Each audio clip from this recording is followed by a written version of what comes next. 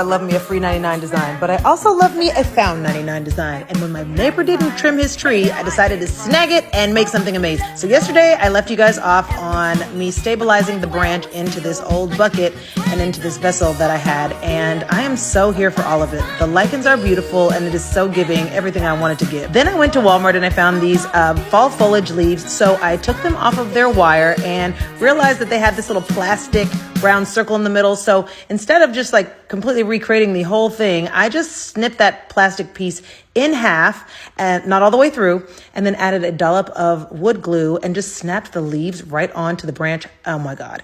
You guys, it is so giving Halloween. Is this not a vibe?